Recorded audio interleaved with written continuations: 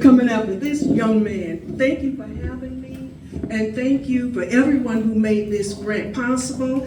Thank you for Sister Felicia, who actually came to Anniston in February 1996 and spoke at what actually became the first in-house health fair in Anniston, Alabama. Again, thank you. I'd like to go over with you what we did with our funds and some future developments and some things that came out of our project. It looks like it was basically a vacation Bible school. Okay, well, that's nice. And this was the theme, or one of the themes for our project was God is everywhere and in everything we do at 1523 Pine Avenue.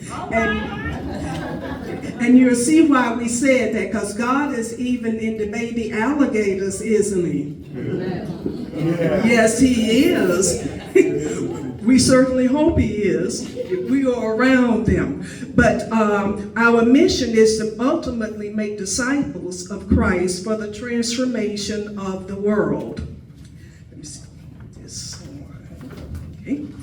Now, this is a little bit about our pastor, and I am so grateful that he allowed us to even do this grant. When Felicia when NACOG sent out the email, I sent Pastor an email and said, can we go for this grant? And he said yes, because not all of us are maybe progressive along those lines. And for that, I am very grateful.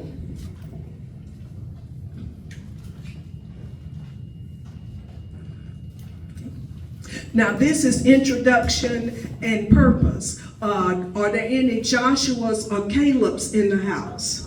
Because you need to go down and do a little, or what we military people call recon. These are, you may look and say, well, these are the giants we face, or these are the grasshoppers we face. When I first came to Anniston in 1990, the population was 120,000 people. In the past, there have been 117 industries in Anniston, but now we are down to 20,000 people and 3 industries. Some of the industries have even come to us asking how we can help them stay afloat, especially our hospital industry. This is the racial makeup of Anniston. We're about 50%. Now it says, if you Google, it would say 50% of the children are medically disadvantaged, but in Anniston it's more like 80% of the children being medically disadvantaged. And then look at this stat. There's only one school system in the city of Anniston. It consists of 5 schools and less than 2,000 students. And only a fewer than 500 of them will complete high school. 8% of them will be ready for college. And we still rank at the bottom 50% for overall test scores, particularly reading and math. We had to kind of rearrange our vacation Bible school times because some of the students, our main constituents, were in summer school because they are failing reading and math. Okay, now 51% of the people in Anniston attend church. 87% report they're being very religious. In other words, 87% already got Jesus, or at least think they have. These are the drugs of choice in Anniston: methamphetamine, crystal meth, and fentanyl. And you know, fentanyl is being laced with just about every drug we get now. That's sad, but it's a fact. And gun violence remains the leading cause of death in the children of Anniston. So that's the backdrop over what we had to deal with in Anniston. And these were our goals, objectives, to present an opportunity to not only gain biblical truths in a creative manner, but to also plant seeds of faith that would transform entire families. These were the activities that happened in our little vacation Bible school. Please keep in mind that we were only 2 rooms, but these are the things that we did in those 2 rooms. We made good use of them. In the main sanctuary on your right-hand side are the activities that took place there. And then in the fellowship hall / the kitchen, we divided it into 2 rooms. And this is what happened and was ongoing every day in evangelistic and teaching, as well as in science, in STEM. Word got around very quickly, and churches started putting on their marquees that we have a science lab, but we were the first to do it. And then on Friday, as it was strongly suggested to me, we needed to have a block party. We had the block party. It was too hot to go and party outside, so the kids stayed inside, so we still had to find other activities for them to do. But we had the block top party, and it was well attended.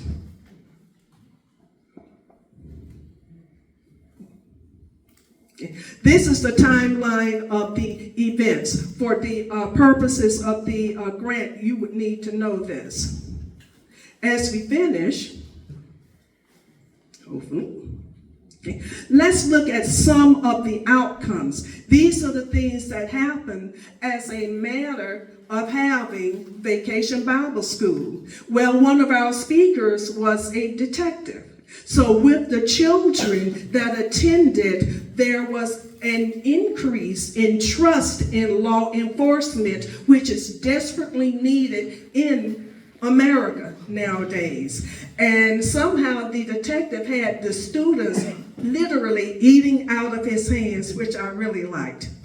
There was a new respect for all of God's creation through health and science. Like I said, the crocodile was there, and we learned to respect nature, because who created nature?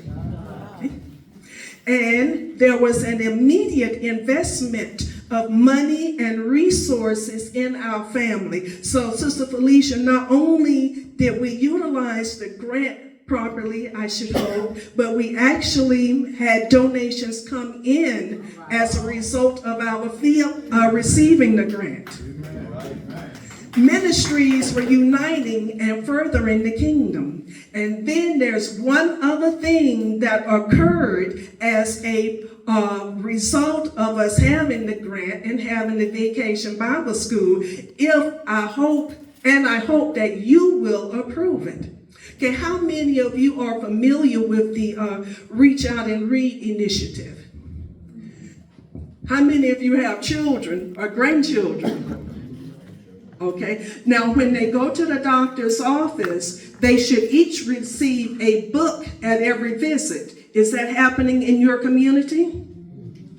Because Reach Out and Read is in every state, and primary care doctors participate, at least some of them participate in Reach Out and Read. If they don't, then this is where we come in. Now, I am a visionary. I'm not a missionary, but I am a visionary. So in bringing together my partners, I looked and asked myself about Reach Out and Read. We work together in my office. And so I asked her, well, do any of your churches participate in Reach Out and Read?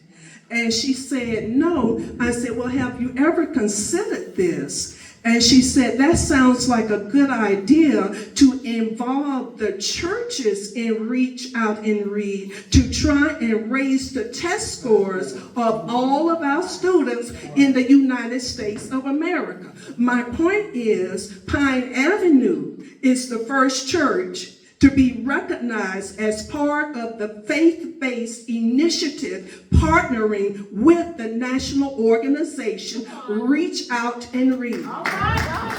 You are the first to hear about it, because now, personally, I belong to a church that's non-denominational.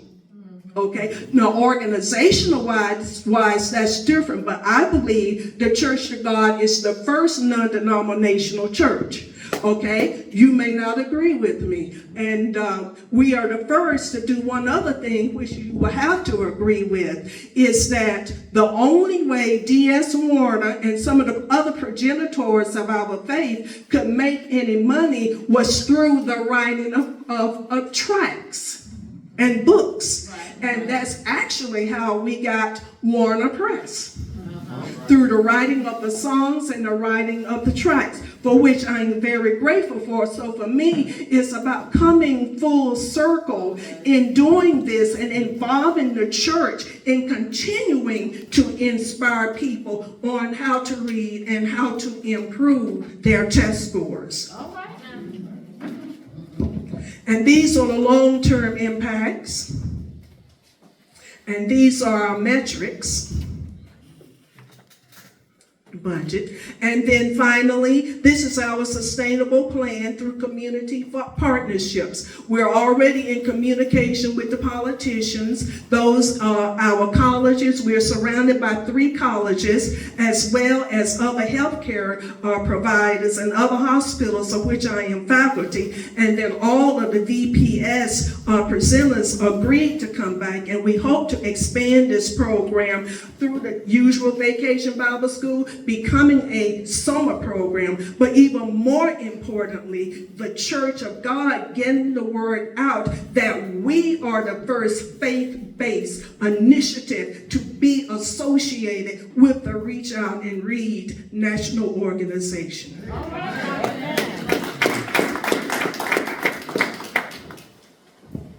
Thank you very much. Thank you.